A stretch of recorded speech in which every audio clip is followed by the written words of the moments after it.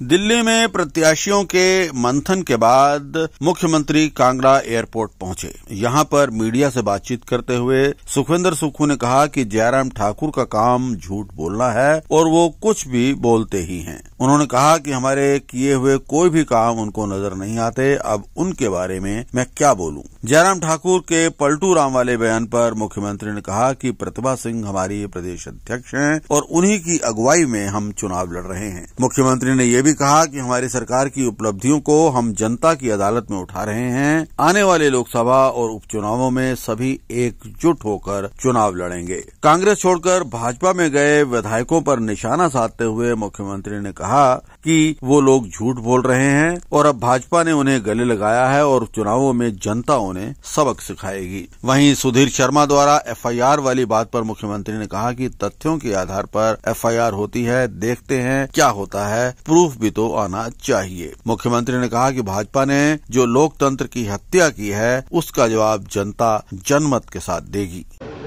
Congress party पूरी तरह तैयार है। 15 महीने में कांग्रेस पार्टी ने जनता की सेवा की है, भ्रष्टाचार पर लगाम लगाई है। पहले आर्थिक चुनौती थी, फिर आपदा की चुनौती थी, फिर राजनीतिक चुनौती थी। इन तीनों चुनौतियों का हमने सामना किया और हिमाचल की जनता का हम धन्यवाद करना चाहते हैं कि जनता का प्यार हमारी सरकार के साथ बना है। निश्चित तौर पर हमने 15 महीने में जो कार्य किए हैं, चाहे ओल्ड पेंशन स्कीम को लेकर है, चाहे हमारी जो बेटियां हैं जो 18 साल की उम्र पार कर चुकी है उनको आजीवन पेंशन देने की बात है, हर महीने 1500 रुपया देने की बात है, उसके हमने फॉर्म भरवाने शुरू कर दिए हैं। और लाहौल स्पीति ज़िले में तो पहले ही शुरू हो चुकी है, उनको सबको मिल चुकी है और पूरे प्रदेश में ये हमने शुरुआत की है और एक साल में 18,000 रुपया देंगे। और जो किसान सम्मान निधि है उसमें 6,000 रुपया मिलता है, हम अपनी बहनों को, बेटियों को 18,000 रुपये देंगे। विधवाएँ 1,15,000 हिमाचल में उनके बच्चे पढ़ते हैं स्कूल में, मेडिकल कॉलेज में 1 लाख मेडिकल कॉलेज की फ़ीस होती है, नर्सिंग की फ़ीस होती है, प्रोफेशनल कोर्सेज़ की फ़ीस होती है, हॉस्टल की फ़ीस है। उनको हमने इस बजट में फ्री एजुकेशन की बात की है, उनका सारा खर्चा सरकार देगी।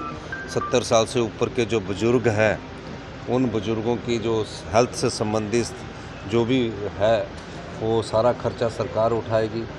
और पहली बार इतिहास में मनरेगा की दिहाड़ी 60 रुपये बढ़ी है, जो 1 अप्रैल 2024 से लागू हो गई है।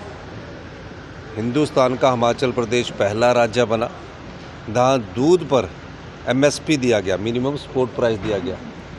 हिंदुस्तान का हिमाचल प्रदेश पहला राज्य बना जहाँ प्राकृतिक खेती गेहूँ पर एमएसपी 40 रुपये प्रति किलो के हिसाब से दिया गया, मक्की पर 30 रुपये प्रति किलो के हिसाब से दिया गया।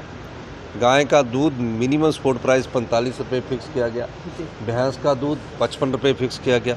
ये सब ग्रामीण अर्थव्यवस्था को ऊपर उठाने के लिए हमारी योजनाएं हैं, क्योंकि 90% हम लोग किसान हैं, गांव में रहने वाले, छोटी मोटी खेती बाड़ी करने वाले हम लोग हैं, तो उनके लिए ये योजना लाई है। और हम जनता की अदालत में बताएंगे कि हमने आपके 15 महीने में सरकार ने आपके हित के लिए कार्य किया। देखिए, अभी तो सिर्फ 1.5 साल नहीं हुआ, 15 महीने हुए और 1.5 साल जून में होगा, जुलाई में होगा, तब तक और गारंटियाँ पूरी होगी। अब उन्होंने तो झूठ बोलना है, लोगों को ठगना है। ओल्ड पेंशन स्कीम मिल गई, वो गारंटी नहीं थी। 680 करोड़ रुपए की स्टार्टअप योजना मिली, वो गारंटी नहीं थी। 4 हर विधानसभा क्षेत्र में इंग्लिश मीडियम स्कूल खोलने की बात की थी।